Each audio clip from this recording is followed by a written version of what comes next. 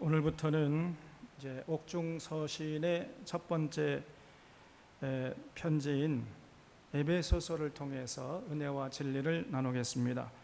지난주에 바울이 로마로 이송되어서 로마의 감옥에 갇혔는데, 그 감옥은 일반 죄수들과 함께 거하는 이런 보통 감옥이 아니라 바울 혼자만 이제 이렇게 자유를 밖으로 나오지 못할 뿐이지 그 안에서 살 수 있도록 자유가 허락된 가택연금 수준의 감옥이었다, 이렇게 말씀드렸죠. 거기서 이제 바울이 4통의 편지를 썼는데, 그 첫 번째 편지가 바로 에베소서입니다. 바울은 여기서 교회론을 다루고 있어요. 교회가 얼마나 소중한 공동체인지, 교회가 누리는 영광이 얼마나 대단한 것인지, 이것을 밝히면서 그런 건강한 교회를 세우는 비결에 대해서 말씀하고 있습니다. 우리가 이 바울의 교회론을 귀담아 듣고 실천하면 오늘 이 시대에 하나님이 기뻐하시는 건강한 교회를 세워서 하나님께 영광 돌리게 될 것이고, 하나님이 주시는 그 모든 신령한 은혜를 받아 누리는 복된 공동체가 될 것입니다. 이 에베소서를 바울이 쓸 때, 바울은 이미 이제 한 5년 정도 죄수의 몸으로 갇혀 있는 상태였습니다. 유다의 그 가이사라의 감옥에서 한 2년 정도 갇혀 있었잖아요. 그러다가 이제 죄수의 몸으로 로마 황제에게 상소해서 로마로 이송되는 그런 과정이 한 1년 정도 있었고, 또 로마의 감옥에서 가택연금 수준의 감옥에서 한 2년 정도 갇혀 있었거든요. 그러니까 도합 한 5년 정도 갇혀 있는 상황이었던 것입니다. 그 기간 동안에 바울은 성경 연구와 깊은 묵상을 통해서 놀라운 신학의 발전을 이루어요. 그리고 그 바울의 인격과 신앙이 최고조로 성숙해지는 이러한 기간이 바로 그 5년 동안의 감옥에서 이루어졌던 것이에요. 그러니까 바울은 감옥 안에 있으나 밖에 있으나 아무런 상관이 없었습니다. 오히려 감옥 안에 있으면 더 좋아. 왜냐? 밥을 다 해 갖다 바치잖아요. 또 밥 다 먹으면은 설거지 다 해주잖아요. 아무런 어려움이 없었어요, 바울은. 그래서 그 5년 동안의 감옥 생활을 통해서 바울이 굉장한 진리를 깨닫게 되었는데, 무엇보다도 바울이 깨달았던 것은, 아하, 우리 주님의 재림이 그렇게 쉽게 이루어지는 것이 아니구나, 이것을 깨달았던 것입니다. 그 전만 해도 바울은 임박한 재림론을 믿었어요. 주님이 곧 오실 줄 알았습니다. 그래서 지금 2000년 일이나도 아직까지도 안 오셨잖아요. 그러나 그 당시에 바울은 원래 주님이 내일 모레면 오실 줄 알았어요. 그렇게 확고하게 믿고 있었던 것입니다. 그러다가 이 로마의 감옥에서 그것이 아니구나, 주님의 재림이 그렇게 쉽게 이루어지는 것이 아니구나, 이걸 깨달았던 거예요. 그러면서 동시에 이제 이어지는 깨달음이 뭐였느냐, 그렇기 때문에 이 교회가 중요한 것이구나, 바로 이러한 진리에 도달하게 된 것이에요. 그래서 주님 다시 오실 때까지 교회가 든든히 서서 주님의 사역을 이어받아야 하는구나, 이런 놀라운 깨달음을 얻게 되었던 것입니다. 그런 깨달음이 고스란히 담겨있는 편지가 바로 이 에베소서예요. 에베소서는 AD 62년에서 63년경에 기록이 되었습니다.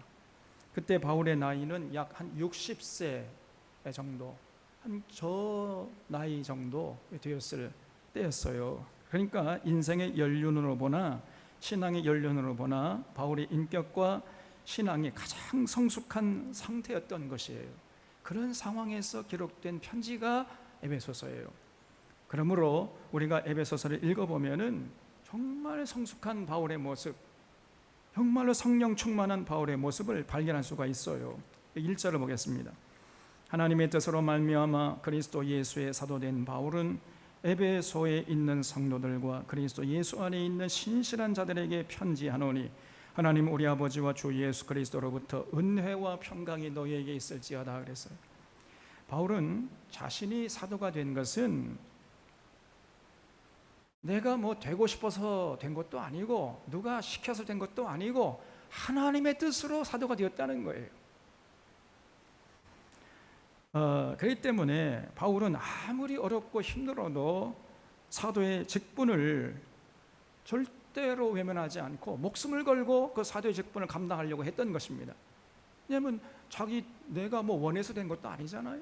내가 되고 싶다고 된 것도 아니고 누가 임명해서 사도 노릇하는 것도 아니고 하나님의 뜻으로 됐다는 거예요. 하나님의 뜻으로. 그렇기 때문에 바울에게는요 넘치는 긍지와 자부심이 있었습니다. 그 긍지와 자부심으로 어떤 고난도 이겨낼 수 있었던 것이고요, 절대로 그 사도의 직분을 외면하지 않았어요. 오히려 고난이 오면 올수록 더 감사하고 또 기쁨으로 그 사도의 직분을 감당하려고 했던 것입니다. 거기에 이 바울의 목숨을 걸었던 거예요. 이게 하나님의 뜻이다. 내가 하나님의 뜻으로 사도가 되었다. 여러분, 이 의식이 바울을 바울 되게 했던 아주 근본적인 힘이었던 것이에요. 바울은 이렇게 에베소 성도들에게 짧게 문안 인사를 한 다음에 본격적으로 이제 교회가 무엇인지를 밝히고 있습니다.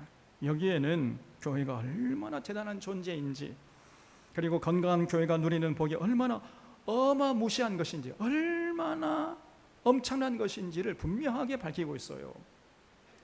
3절에 찬송하리로다 하나님 곧 우리 주 예수 그리스도의 아버지께서 그리스도 안에서 하늘에 속한 모든 신령한 복을 우리에게 주시되 그랬죠. 거기 하늘에 속한 모든 신령한 복에 줄을 쳐 주시기 바랍니다. 여러분, 교회가 뭐냐?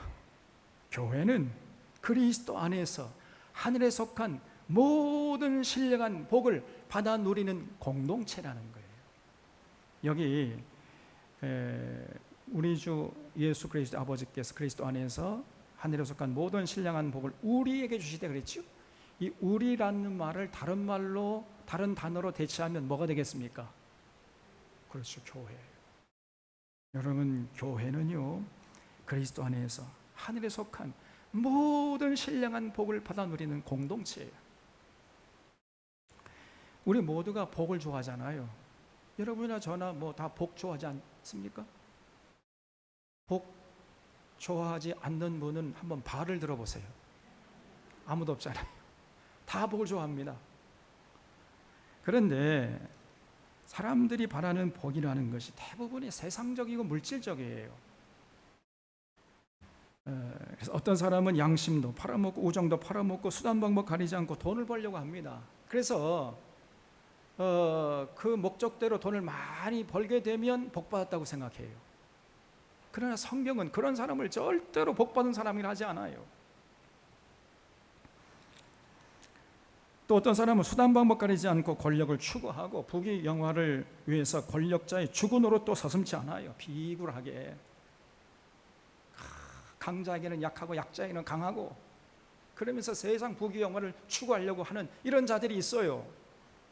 그래서 그 시도가 성공해서 뭐 국회의원이 되고 장관이 되고 대통령이 되어서 세상을 떵떵거리고 살게 되면 내가 이제 복받은 사람이다 이렇게 생각하는데 천만의 말씀 만만의 콩떡이에요. 성경에서는 절대로 그런 자를 복받은 자라고 하지 않습니다. 성경에서 말하는 복은 시편 1편에서 이렇게 말씀하고 있는데, 복 있는 사람은 악인의 꾀를 따르지 아니하고 죄인의 길에 서지 아니하고 오만한 자의 자리에 앉지 아니하고 오직 여호와의 율법을 즐거워하여 그 율법을 취하러 묵상하는 자로다 그랬어요. 이것이 성경에서 말하는 복입니다. 그렇기 때문에 성경에서 말하는 복은 세상 사람들이 생각하는 복의 개념과는 완전히 달라요. 세상 사람이 생각하는 복이라는 개념은 그저 그냥 세속적이고 그저 물질적인 차원이잖아요. 그러나 성경에서 말하는 복은 그런 복이 아닙니다.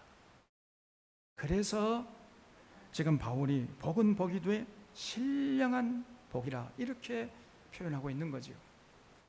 그렇다면 건강한 교회가 누리는 하늘에 속한 모든 신령한 복이 구체적으로 무엇이겠어요? 4절 이하에서 그것을 말씀하고 있어요. 4절에 곧 창세전에 그리스도 안에서 우리를 택하사 그랬죠. 하나님이 우리를 택하셨는데 언제 택하셨다고요? 창세전에, 이 우주 만물이 창조되기 또 전에 하나님이 여러분과 저를 택해서 교회를 세우시기로 이렇게 결정하셨다는 것입니다. 얼마나 이 놀라운 얘기예요. 그 다음에 우리로 사랑 안에서 그 앞에 거룩하고 흠이 없게 하시려고 그 기쁘신 뜻대로 우리를 예정하사 그랬죠. 그러니까 만물이 창조되기도 전에 하나님이 우리를 택하기로 예정하셨다는 거예요. 예정. 또 그리스도 예수로 말미암아 자기의 아들들이 되게 하셨으니 그랬죠. 우리를 창세전에 택하시고 예정하시고 하나님의 아들들이 되게 하셨어요. 그 시점이 중요합니다. 시점. 언제 하나님께서 우리를 택하시고 예정하시고 하나님의 아들들이 되게 하셨다고요? 언제? 창세전에. 우주 만물이 창조되기도 전에 벌써 하나님이 우리를 택하시고 예정하시고 하나님의 아들들이 되게 하셨다는 거예요, 여러분.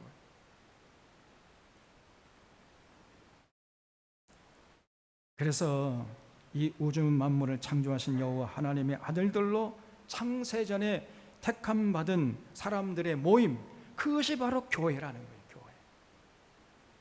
그러니 여러분, 교회 공동체 구성원들이 얼마나 대단한 존재들입니까? 여러분들 한 사람 한 사람이 얼마나 대단한 존재인지 알 수가 없는 것이에요. 여기서 예정이라는 단어가 3번 반복해서 나옵니다.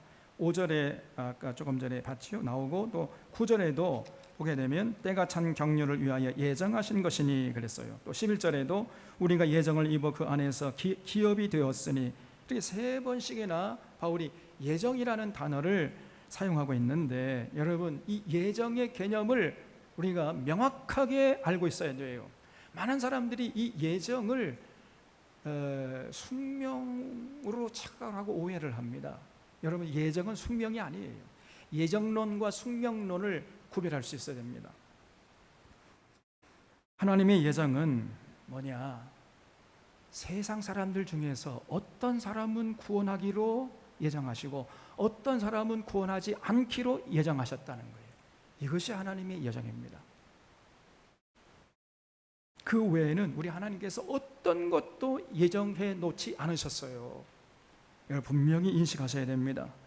여러분 그 모든 인생의 나머지 부분은 전적으로 우리가 선택하고 우리가 책임져야 돼요. 누구와 결혼할 것인가, 어떤 사업을 할 것인가, 어느 직장에 들어갈 것인가, 어떤 음식을 먹을 것인가, 누구와 만날 것인가, 이 모든 것은 예정되어 있는 것이 아니에요. 우리들 각자가 하나님 주신 이성과 인격을 가지고 스스로 판단하고 선택해야 되고, 그리고 자기가 선택한 것에 대해서 자기가 책임져야 돼요. 어떤 여성은 하나님이 배우자를 예정해 놓으신 줄 알고 만나는 남자마다 마음껏 찾답니다. 그래도 하나님이 예정해 놓은 사람이라면 언젠가 다시 만날 줄 알고 마음 놓고 찾다는 거예요. 그 예정이 그런 뜻이 아닌데 예정을 숙명론으로 이해를 했던 거예요. 그래서 종종 마음에 드는 남자가 결혼하자고 이렇게 대시를 해도 딱 차버렸다는 거예요. 그러면 만약에 하나님의 예정이 났으면 나중에 또 우여곡절을 통해서 만나게 하시겠지, 이렇게 생각하는 거예요. 착각이죠. 그러다 보니까 나이가 40을 훌쩍 넘어버린 거예요. 그냥 여기 청년들 빨리 눈에 불을 켜고 나가서 자기 짝을 찾아야 돼요. 지금 이러고 있을 때가 아니에요.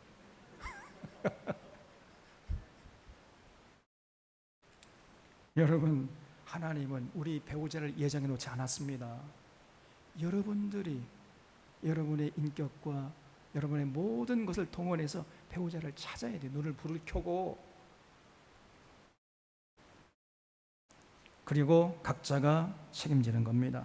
또 어떤 분은 주님, 제가 어떤 사업을 해야 하겠습니까? 하나님이 제게 예정하신 뜻이 무엇입니까? 그것을 밝히 알려주시옵소서. 이렇게 기도하고 앉아 있어요. 이런 사람을 보면 하나님이 답답해가지고 그냥 속이 푹푹 썩는 거예요. 우리 하나님이 정말 난처해하시고 난감해하세요. 얘야, 그 네가 알아서 해라. 예? 내가 너에게 준 이성과 재능과 건강을 잘 활용해서 네가 생각하고 네가 판단해서 네가 결정하고 네가 책임져야 돼. 이거사. 이렇게 말씀하시는 거예요. 하나님이 예정해 놓으셨다는 것은 허물과 죄로 죽을 수밖에 없는 세상 사람들 가운데 어떤 사람은 택하셔서 구원하시기로 예정하시고 어떤 사람은 택하지 않고 구원하지 않기로 예정하셨다는 거예요. 이게 이중 예정이에요. 이걸 똑바로 아셔야 됩니다. 그래서 하나님께서 창세전에 택하시고 예정하셔서 하나님의 아들들이 되게 하려고 택함받은 사람들의 모임, 그 공동체가 바로 교회라는 거예요. 이것이 하나님의 예정입니다. 우리가 정확하게 알고 믿어야 되겠어요. 6절에 이는 그가 사랑하시는 자 안에서 우리에게 거저 주시는 바 그의 은혜의 영광을 찬송하게 하려는 것이라. 우리는 그리스도 안에서 그의 은혜의 풍성함을 따라 그의 피로 말미암아 속량 곧 죄의 사함을 받았느니라 그랬죠. 교회는 예수 그리스도의 보혈의 피로 말미암아 죄의 사함을 받아 누리는 공동체예요. 이런 복을 교회가 받아 누리는 것입니다. 그래서 여러분, 우리들의 지은 모든 죄를 그리스도 안에 있는 성도라면은 하나님께 전부 사함 받은 줄로 믿으시기 바랍니다. 그러기 때문에 그 진실로 믿는다면 그 다음이 중요해요. 그러기 때문에 이제 교회는 하나님 앞에서 온전하려고 애를 써야 돼요. 그리고 세상에 나가서 하나님의 거룩하심처럼 거룩하게 살려고 애를 써야 하는 것입니다. 왜냐? 그리스도 안에서 그리스도의 보혈로 우리가 하나님께 죄사함을 받은 공동체이기 때문에 더 이상 세상 사람과 휘둘리면서 죄를 지으려고 하는 이런 모습을 경계하는 것입니다. 그래서 세상에 나아가서 세상 사람들과 비록 어깨를 나란히 하고 살지만은 그들과는 좀 구별된 존재로 살아가려고 애를 쓰는 거예요. 이것이 거룩한 것입니다. 제가 늘 말씀드리잖아요. 거룩의 핵심적인 개념이 뭐라고 그랬죠? 구별이에요. 구별. 세상에 나가서 구별되게 사는 거예요. 믿지 않은 사람들과 좀 다르게 생각하고 다르게 말하고 다르게 입고 다르게 먹고 마시고 다른 가치관을 가지고 살아가는 것입니다. 이것이 거룩한 것이에요. 그러므로 거룩을 찾으려면은 교회 안에서 찾는 것이 아니라 세상 사람들과 그 틈바구니 속에서 섞여 살아가면서 어떤 모습으로 살아가느냐, 거기에서 거룩함을 찾아야 하는 것입니다. 교회에서는 누가 거룩한지를 몰라요. 교회에서 거룩한 사람 같은데 세상에 나가서는요 전혀 거룩하지 않은 사람들이 많아. 그거는 신앙생활을 엉터리로 하는 거죠. 그래서 여러분, 우리가 하나님 앞에 죄사함 받았다고 생각한다면 이제 세상에 나가서 구별된 존재로 살아가려고 해요. 그렇게 행동하는 것이 마땅한 것입니다. 또 8절에 이는 그가 모든 지혜와 총명을 우리에게 넘치게 하사 그랬죠. 하나님이 교회를 거룩하게 하시고 하나님의 모든 지혜와 총명을 넘치게 하셨습니다. 그래서 교회는 세상 사람들보다 반드시 필연적으로 천배 만배 지혜롭고 총명해야 돼요. 우리가 예수 잘 믿으면 반드시 그렇게 될 수밖에 없는 것입니다. 그래서 그 지혜와 총명을 가지고 세상을 지도하고 세상을 이끌어 갈 수 있어야 하는 거예요. 건강한 교회라면 반드시 이런 모습을 잃지 않는 것입니다. 그런데 현재 한국 교회가 어떤 세상을 지도하고 세상을 이끌어 갑니까? 세상이 교회를 걱정합니까? 교회가 세상을 걱정합니까? 지금 뭔가 잘못돼도 한참 잘못되어 있는 거예요. 근본적으로 우리의 신앙을 다시 성찰해야 됩니다. 건강한 교회라면 반드시 하나님 주신 지혜와 총명을 가지고 세상을 지도하고 세상을 이끌어가는 그 사명을 감당하는 거예요. 그게 진짜 건강한 교회인 것입니다. 세상 사람들에게 손가락질 빠고 세상 사람들의 걱정과 근심이 되고 오히려 민주주의의 회방놀이나 하고 민주주의의 걸림돌이 되는 이런 교회는 이 교회가 아니에요. 무늬만 교회지.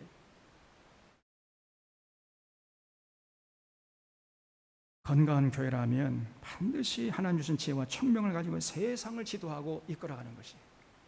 9절에 그 뜻의 비밀을 우리에게 알리신 것이요 그의 기뻐하심을 따라 그리스도 안에서 때가 찬 경륜을 위하여 예정한 것이니 하늘에 있는 것이나 땅에 있는 것이 다 그리스도 안에서 통일되게 하려 하심이라. 모든 일을 그의 뜻의 결정대로 일하시는 이의 계획을 따라 우리가 예정을 입어 그 안에서 기업이 되었으니 이는 우리가 그리스도 안에서 전부터 바라던 그의 영광의 찬송이 되게 하려 하심이라 그랬죠. 교회가 이제 만세와 만대로부터 오므로 감추었던 하나님의 구원 역사의 비밀을 알게 되었다는 거예요. 하나님이 세상을 구원하기 위해서 이것도 해보고 저것도 해보고 하다가 안 되니까 아이고 안 되겠다 그러면 교회라도 만들어가지고 교회를 통해서 세상을 구원해야지, 이렇게 하신 것이 아니었다는 거예요. 그런 것이 아니고 미리 교회를 세우기로 언제 예정하셨다고요? 창세전에. 이것저것 다 해보기 전에 미리 창세전에 내가 언젠가 교회를 세워서 교회를 통해서 내 뜻을 이뤄가야지, 이렇게 창세전에 계획을 다 세우셨다는 겁니다. 그 창세전에 세우신 계획이 이제 드디어 바울의 시대에 교회를 통해서 현실이 되고 있다는 것이에요. 바로 그것이 교회라는 것입니다. 이런 깨달음은 여러분 세상의 지혜로는 죽었다 깨어나도 도저히 알 수가 없는 것이에요. 이 놀라운 구원 역사의 비밀을 교회가 알기 때문에 교회는 늘 하나님께 감사의 찬양을 올려드리는 것이죠. 13절에 그 안에서 너희도 진리의 말씀 곧 너희의 구원의 복음을 듣고 그 안에서 또한 믿어 약속의 성령으로 인치심을 받았으니 이는 우리 기업의 보증이 돼서 그 얻으신 것을 속량하시고 그의 영광을 찬송하게 하려 하심이라 그랬죠. 그래서 여기 13절부터는요 우리가 이제 너희로 바뀌어 버려요. 다시 말해서 우리가 누리는 이 6가지 복을 너희에게도 누리게 해서 모든 사람들에게 하나님의 복을 나눠주는 공동체, 이것이 바로 교회라는 거예요. 정리하면 교회가 뭐냐? 교회는요 하나님이 창세전에 택하시고 예정하시고 하나님의 아들들이 되게 하시고 죄를 용서받은 다음에 하나님의 모든 지혜와 총명으로 무장해서 하나님의 구원 계획의 비밀을 알게 되고 그 하나님의 구원 계획을 알지 못하는 다른 사람들에게 전해서 그 사람들도 하나님의 그 구원의 역사에 동참하게 만드는 공동체, 이런 하나님의 거룩한 도구, 이것이 바로 교회라는 거예요. 이런 복을 받아 누리면서 다른 복을 다른 사람들에게도 나눠서 함께 복받게 하는 공동체, 이게 진정한 교회인 것입니다. 하나님이 창세전에 우리를 예정하시고 택하시고 아들들을 삼으신 것은 교회를 세우기 위함이었어요. 교회. 그 교회를 거룩하고 흠이 없게 해서 교회를 통해서 이 땅에 하늘에 속한 모든 신령한 복을 나눠주기 위함이었던 것입니다. 그것이 교회의 본질적인 사명임을 우리가 잊지 말아야 돼요. 그저 우리끼리 먹고 마시면서 이 역사가 어떻게 흘러가는지 전혀 알지도 못하고 관심도 없고, 지금 우리 사회가 어떤 상황에 처해 있는지 전혀 관심도 없고 알려고도 하지 않는다면 이것은 교회라고 할 수가 없는 거예요. 그건 이익단체지, 자기들끼리 모여가지고 자기들의 이익을 추구하는 이익단체고 취미단체지, 이거는 하나님의 공동체가 아닙니다. 그건 교회라고 할 수가 없어요. 그건 무늬만 교회지. 우리가 진실로 이 사명을 감당할 때 세상이 알 수 없고 줄 수 없는 신령한 기쁨을 누리게 되는 것입니다. 그래서 세상 사람들 앞에서 너희가 진실로 행복하기를 원한다면, 너희가 진실로 한 번밖에 없는 인생을 진실로 가치 있게 살기를 원한다면 우리 교회로 오라. 우리가 이렇게 자신 있게 당당하게 말할 수 있어야 됩니다. 우리가 누리는 복을 너희들에게도 전해서 너희들도 우리가 누리는 복을 받기를 원한다. 우리가 이렇게 당당하게 말할 수 있어야 됩니다. 이렇게 당당하게 말할 수 있으려면 우리가 먼저 하나님이 주시는 그 하늘에서 오는 신령한 복을 받아 누릴 수 있어야 되지 않겠습니까? 여러분? 우리가 이렇게 외칠 때 여러분 우리에게 신령한 기쁨이 넘치는 거죠. 이것이 진실로 건강한 교회들이 받아 누리는 복인 것입니다. 바울이 이런 하나님의 뜻을 깨닫고 그런 교회를 이루기 위해서 평생을 헌신한 거예요. 지금 바울은 출세해가지고 비단 입을 덮고 자면서 이런 말을 하는 게 아닙니다. 만약에 그런 상황에서 이런 말을 했다면요, 아이 그 뭐 자기가 출세했으니까 하는 말이지 뭐, 이렇게 우리가 치부할 수 있어요. 그러나 바울은 지금 로마 감옥에 갇혀 있는 상황 아닙니까? 감옥에서 이런 얘기를 하고 있어요 지금. 그러므로 바울의 말을 우리가 신중하게 들을 필요가 있고 신뢰할 수가 있는 것이에요. 여러분, 진리가 아니라면 이렇게 감옥에 갇혀 있으면서 어떻게 이런 편지를 쓸 수 있었겠습니까? 도저히 불가능한 거예요. 그런 다음에 바울은 15절 이하에서 에베소 교회 성도들을 위해서 기도하고 있어요. 이로 말미암아 주 예수 안에서 너희 믿음과 모든 성도를 향한 사랑을 나도 듣고 그랬죠. 그러니까 에베소 교회가 적어도 이 바울이 편지를 쓸 때에는 사랑의 공동체였다는 것을 이 바울의 표현을 통해서 우리가 알 수 있어요. 그런데 요한계시록 2장에 보면 하나님께서 에베소 교회를 책망하는 그런 기록이 나오지요. 너희가 첫사랑을 잃어버렸다, 이렇게 예수님께서, 부활하신 예수님께서 에베소 교회를 보고 책망하셨어요. 사도 요한이 요한계시록을 쓸 때가 AD 한 90년경이었어요.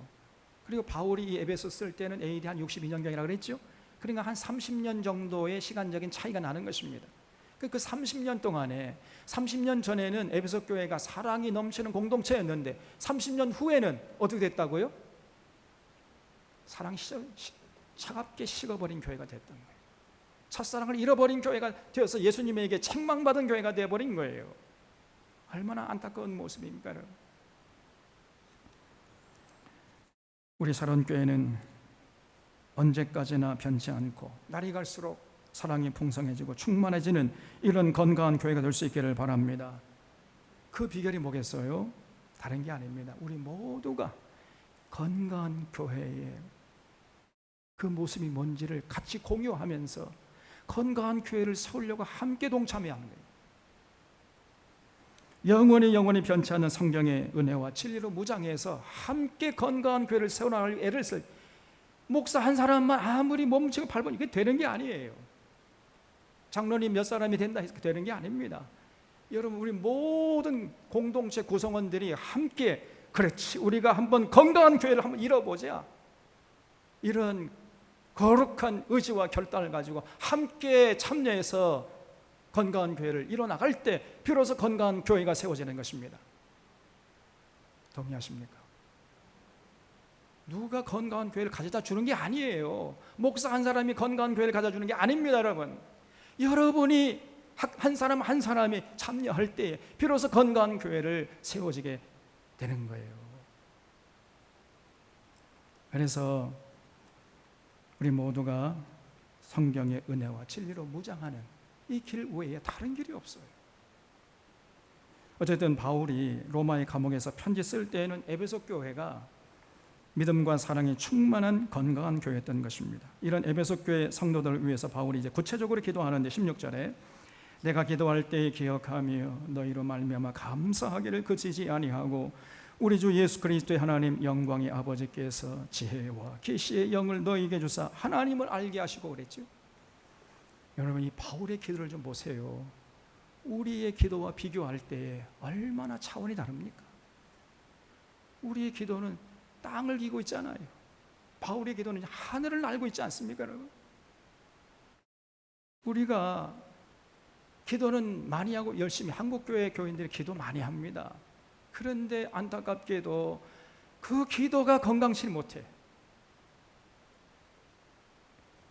과거에 우리 부모 세대가 큰 느티나무 아래에 정한수 떠놓고 비나이다 신랑님께 비나이다, 우리 아들 잘되게, 우리 남편 사업 잘되게, 이러한 기복주의적인 기도가 교회 안에 그대로 들어와 버린 거예요.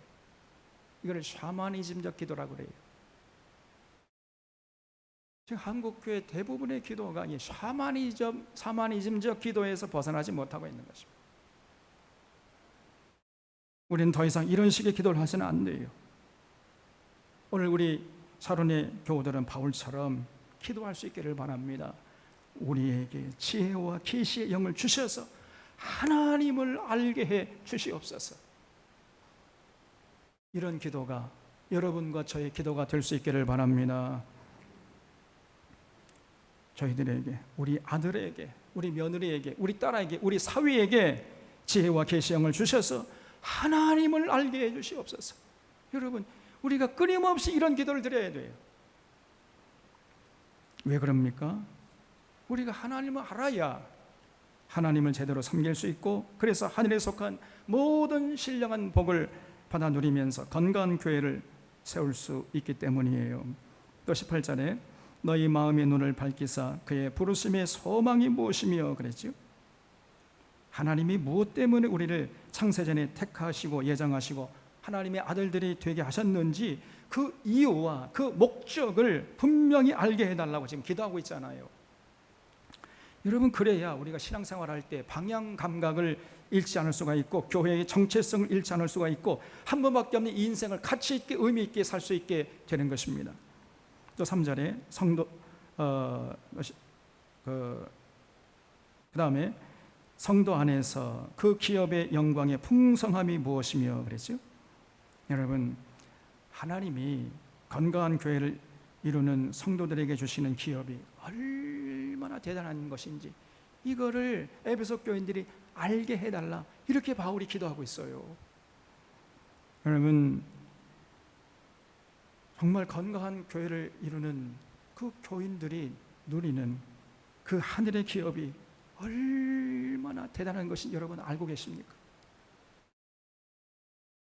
이 삭막하고 어지러운 세상에서라도 참된 평안과 기쁨과 자유를 만끽하면서 날마다 천국을 맛보고 누리면서 영생에 잇대어서 살아가잖아요. 세상 어디에서 이런 복을 받아 누릴 수 있습니까? 있으면 여러분 거기로 가세요. 그런 복을 누리다가 우리의 육신의 장막이 무너지면 이제 천국을 이어받아서 기업으로 누리게 되는 것입니다. 그 천국은요, 완벽한 사랑과 평화의 나라예요. 어떤 사람도 소외되지 않고 차별받지 않고 억울한 일이 생기지 않는 완벽한 사랑과 평화의 그 천국에서 세세 무궁토록 주님과 함께 하나님께 창조하신 우주 만물을 다스리는 이러한 기업을 받아 누리게 되는 것입니다. 여러분, 이것이 성도가 누리는 기업이에요. 이런 기업의 영광의 풍성함을 알 수 있도록 바울이 기도하고 있는데, 우리의 상상력의 빈곤으로 도대체 이것이 얼마나 어마무시한 것인지 사람들이 잘 몰라요. 아무리 얘기를 해줘도 저도 마찬가지고, 그 건강한 교회를 이루어서 그 공동체 구성원들이 누리는 그 하늘의 기업이 얼마나 대단한 것인지를 사람들이요 잘 상상을 못합니다. 그러나 상상 이상의 것으로 우리가 받아 누릴 기업이 대단한 것인 줄 믿으시기 바랍니다. 그래서 우리가 기도해야 돼요. 그리스도 안에 있는 성도들이 누리는 기업의 영광이 얼마나 대단한 것인지 우리로 하여금 알게 해주시옵소서. 이게 바울의 기도요, 이것이 우리의 기도가 되어야 됩니다. 또 19절에 그의 힘의 위력으로 역사하심을 따라 믿는 우리에게 베푸신 능력의 지극히 크심이 어떤 것을 너희로 알게 하시기를 구하노라 그랬죠. 지금 바울 좀 보세요. 건강한 교회에 임하시는 하나님의 능력이 얼마나 대단한지 알게 해주십시오, 이렇게 기도하고 있잖아요. 그렇습니다. 여러분, 건강한 교회에게 부어주시는 하나님의 능력이 말로 형용할 수 없을 정도로 대단한 것이에요. 이거는 그걸 우리가 알아야 됩니다. 예수님께서 뭐라고 말씀했죠? 내가 이 반석 위에 내 교회를 세우리니 음부의 권세가 이기지 못하리라 그랬어요. 내가 땅에서 매면 하늘에서도 매일 것이고 땅에서 풀면 하늘에서도 풀리게 될 것이다, 이렇게 말씀했잖아요. 이게 무슨 말이에요? 쉽게 말하면 교회 교적부에 여러분들의 이름이 기록되면 하늘의 생명책에 여러분의 이름이 기록된다는 것입니다. 만약에 교회 교적부에서 여러분의 이름이 지워지면 하늘의 생명책에서 여러분의 이름이 지워진다는 거예요. 땅에서 매면 하늘에서 매일 것이고 땅에서 풀면 하늘에서도 풀려버리는 거예요. 교회가 버리고 포기하면은 하늘에서도 버리고 포기하게 된다는 겁니다.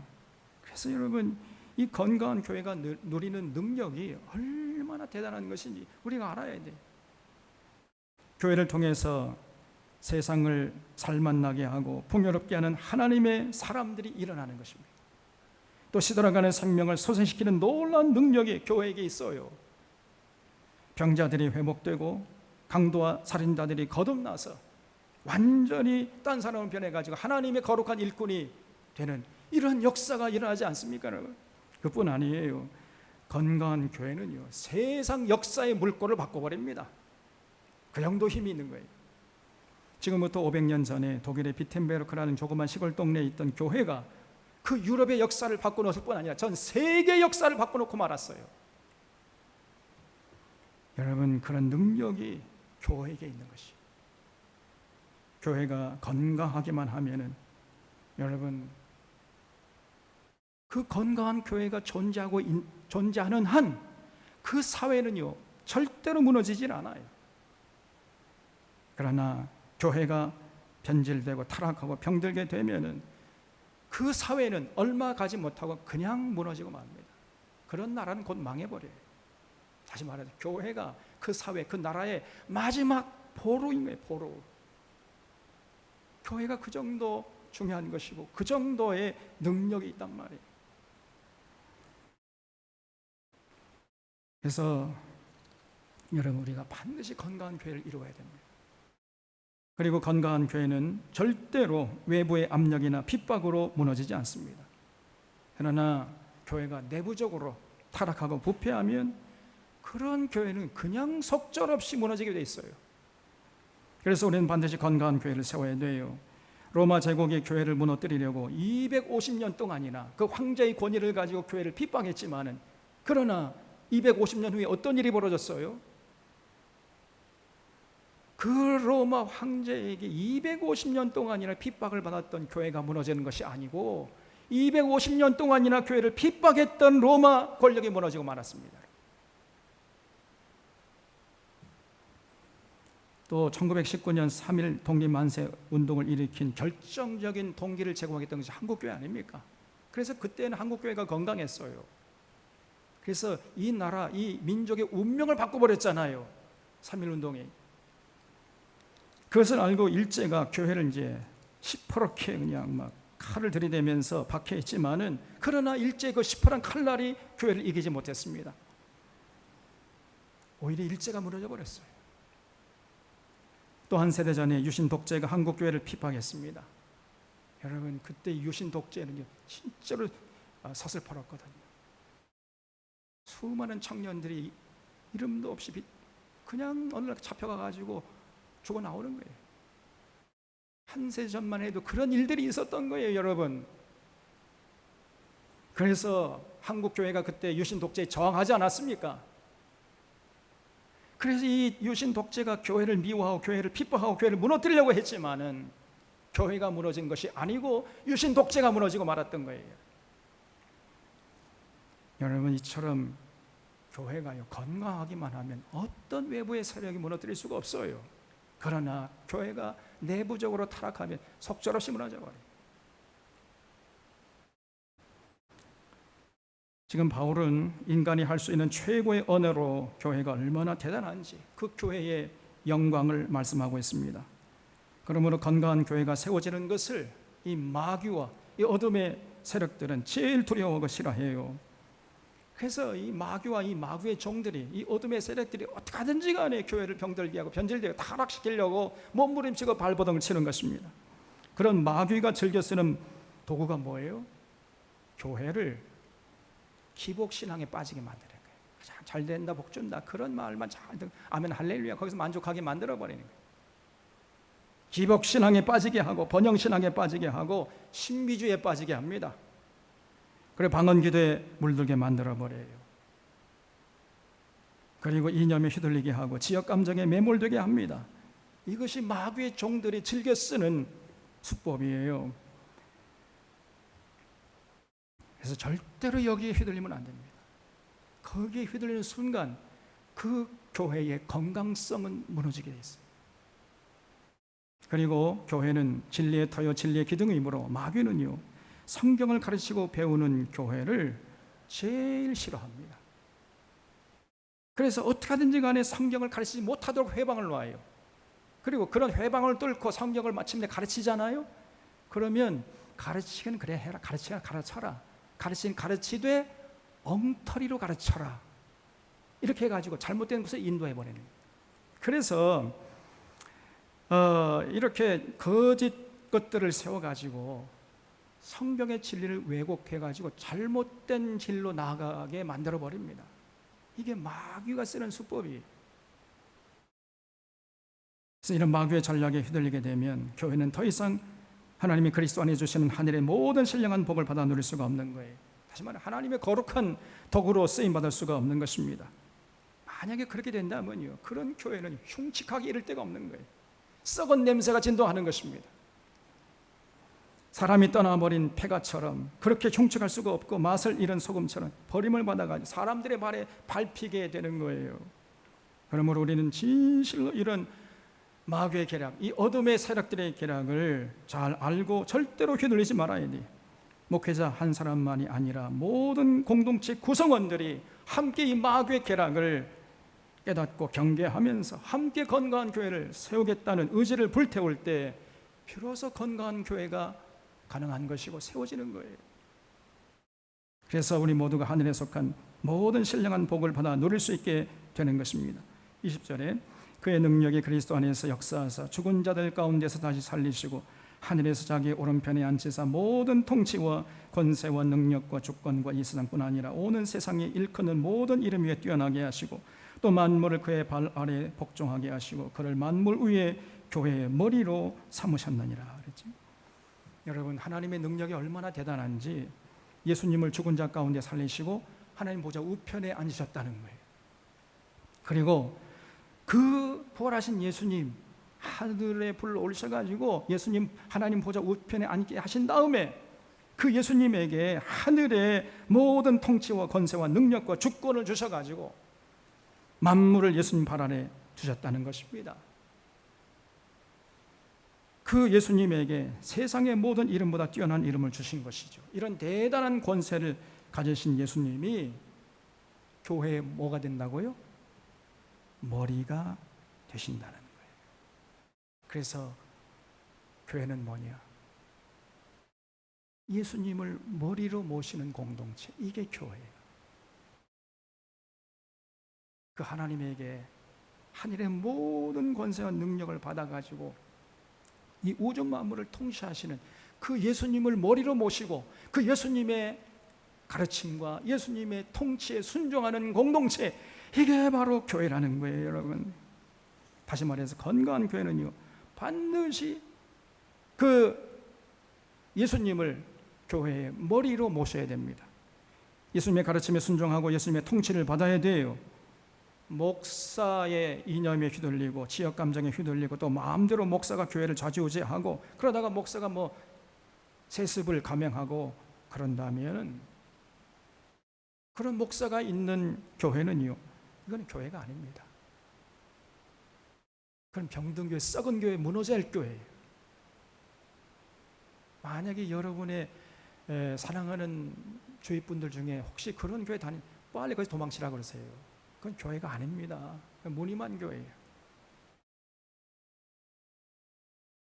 여러분, 교회의 머리가 지금 예수님이 아니고 어느 목사가 지금 딱 예수님 자리에 앉아 있잖아요. 그건 교회가 아닙니다, 여러분. 교회가 세습을 한다는 것은 무엇을 말합니까? 예수님이 머리가 아니라 목사가 머리임을 드러내는 분명한 증거 아닙니까? 예수님의 통치를 받는 공동체가 아니라 목사의 통치를 받는 공동체라는 것을 명확하게 드러내는 거예요. 교회가 아니죠. 그래서 예수님이 앉아 계셔야 할 그 자리에 목사가 앉아 있다거나 어느 장로가 앉아 있다거나 어느 권사가 앉아 있다거나 어떤 금송아지가 앉아 있다거나 그렇다면은요, 빨리 그 교회에서 도망쳐야 돼. 살고 싶은 사람은 도망쳐야 됩니다. 23절에 교회는 그의 몸이니 만물 안에서 만물을 충만케 하시는 이의 충만함이니라 그랬어요. 여러분, 예수님은 교회의 머리 되시고 교회는 예수님의 몸이 된다는 거죠. 다시 말해서 교회는 예수님의 통치를 받는 공동체라고 했어요. 그래서 교회가 만물 안에서 만물을 충만케 하시는 이의 충만이라, 이 말씀은 예수님께서 여호와 하나님께 받은 권세와 능력을 교회를 통해서 활용하시고 교회를 통해서 일하셔가지고 교회를 통해서 역사하신다는 거예요. 다시 말해서 만약 교회가 머리 되시는 예수님의 통치에 전적으로 순종하면 교회는요, 만물을 다스리시는 예수님의 능력을 받아 누리게 되는 거죠. 여러분, 예수님께서, 예수 그리스도께서 얼마나 대단한 능력을 가지고 계십니까? 우리가 이것을 알아야 돼요. 그 아는 것이 지혜라고 그랬어요.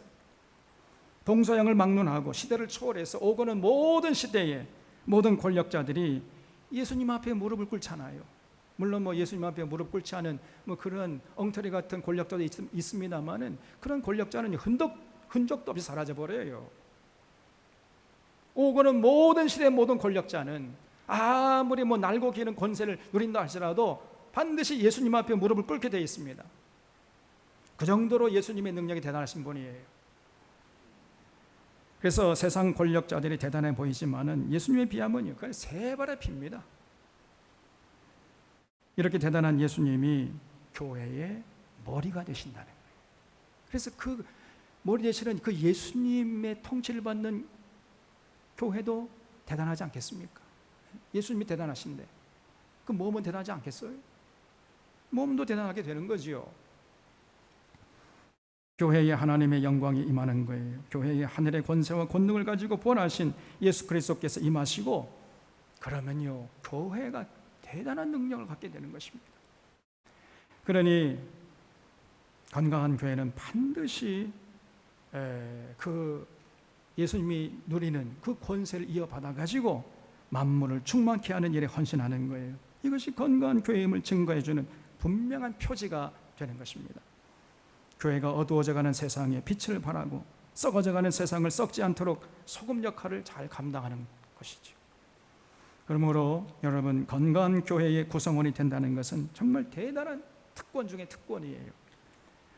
참 지혜와 계시의 영을 가진 사람들은 주님의 몸된 교회에 속하고 교회의 직분을 맡는다는 것, 이거 얼마나 큰 특권인 것을 잘 압니다. 그렇기 때문에 누가 알아주든지 말든지 칭찬하든지 말든지 이름도 없이 빛도 없이 주님의 몸된 교회의 직분을 잘 감당하려고 애쓰는 거예요. 조금 시간이 되면 나왔다가 시간이 안 나오고 이런 게 아니라, 비가 오나 눈이 오나 자기 맡은 일 묵묵하게 누가 알아주든지 말든지 그걸 감당하려고 애를 쓰는 겁니다. 그리고 건강한 교회를 이루어서 만물을 충만케 하시는 충만으로 세상을 충만케 하는 데 헌신하는 거예요. 이런 삶을 사는 사람이 진실로 복된 사람이에요. 그러므로 바울이 지금 로마의 감옥에서 에베소 교인들을 위해서 하나님, 저들에게 지혜와 계시의 영을 주시사 교회가 얼마나 소중한지, 교회가 얼마나 대단한 권세를 가지고 있는지, 교회의 영광이 얼마나 대단한 것인지 그것을 알 수 있도록 좀 해 주시옵소서, 이렇게 기도하고 있는 거예요. 근데 어떤 분을 보면요, 이 대통령과 사진 한번 찍는 것을 굉장한 가문의 영광으로 합니다. 저는 모조리 같은 거 하고 사진 찍는 게 뭐가 영광이 되겠어요? 저는 찍으라고 해도요, 기분 나빠가서 안 찍습니다. 얼굴 보기만 해도 속이 그냥 무너지는데, 그날 하루는 기분 나빠가지고 소화가 안 돼요. 근데 어떤 사람은 그런 모자리 같은 거 하고 사진 찍는 걸 가문의 영광으로 한다는 거예요. 어리석은 거죠. 참 지혜를 가진 사람은 교회의 구성원이 되는 것처럼 귀한 일이 없다는 것을 잘 아는 것입니다. 교회의 구성원이 된다는 것이 하늘과 땅의 권세를 가질 만큼 중요한 일이라는 것을 뼈저리게 느끼는 거예요. 그러므로 주님의 몸된 교회에 속하고 교회의 직분을 맡는다는 것이야말로 특권 중에 특권이라는 사실을 마음속에 잘 간직하고 있는 것입니다. 그렇기 때문에 누가 알아주든지 말든지 칭찬하든지 말든지 이름도 없이 빛도 없이 주님 몸된 교회를 위해서 충성하고 건강한 교회를 세우기 위해서 그렇게 애를 쓰는 거예요. 오늘 사랑하는 사론의 교우들에게 지혜와 계시의 영이 임할 수 있기를 바랍니다. 하나님이 저와 여러분을 창세전에 예정하시고 택하셔서 하나님의 아들들이 되게 하셨다는 이 놀라운 은혜를 마음에 깊이 새길 수 있기를 바랍니다. 이 교회가 얼마나 소중하고 교회가 누리는 복이 과연 얼마나 대단한지, 교회가 얼마나 대단한 권세를 갖고 있는지 마음 깊이 새기고 긍지와 자부심을 가지고 은혜와 진리 가운데 건강한 교회를 세우는데 여기에 관심을 갖고 여러분이 주도적으로 참여하는 이런 자들이 될 수 있기를 바랍니다. 수동적으로 누가 시키면 하고 뭐 마지 못해서 하려고 하고 이런 자세를 취하는 자들 우리 샤론교회 한 사람도 없기를 바랍니다. 여러분 오늘 이 자리에 모인 이유가 뭡니까? 도대체 왜 이 자리에 모인 것입니까? 세상 사람들을 인도해서 배나 더 지옥 자식이 되게 하는 이런 교회를 세우기 위해서 우리가 모인 것입니까? 마음 맞는 사람들끼리 모여가지고 먹고 마시면서 자기들의 이익을 추구하는 이 공동체를 세우기 위해서 우리가 모인 것입니까? 지역 감정에 매몰되고 이념에 휘둘리는 이런 공동체를 세우기 위함도 아닐 거잖아요. 신비주의와 기복신앙에 찌든 공동체를 세우기 위함도 아닐 것입니다. 우리가 이렇게 피곤하지만 바쁜 시간 쪼개가지고 주일 아침에 모인 것은 하나님의 은혜와 성경의 진리의 터 위에 선 건강한 공동체를 세워서 삼위일체 하나님을 기쁘게 해드리고 하나님의 사람들을 키워내기 위함이 아니겠습니까? 그리고 세상에 나아가서 이 타락한 시대, 이 어둠이 짙어가는 시대에 진리의 횃불을 높이 들기 위함이 아니겠어요? 맛을 잃은 소금처럼 변질되어가는 한국교회 앞에 이것이 진실로 온전한 기독교다, 이것이 바로 진정으로 하나님께서 예수님께서 이 땅에 오실 때 그 마음속에 간직하고 계셨던 건강한 교회의 모습이다, 이러한 건강한 교회의 모습을 만방에 전하려고 우리가 모인 것 아니겠습니까 여러분? 우리 샤론의 성도들은 이런 거룩한 꿈을 함께 공유해 주시고 이런 교회를 이루기 위해서 함께 참여하고 헌신해 주시기를 바랍니다. 그래서 우리 교회가 만물을 충만케 하시는 이의 충만으로 가득한 건강한 교회 될 수 있기를 바랍니다. 기도하겠습니다.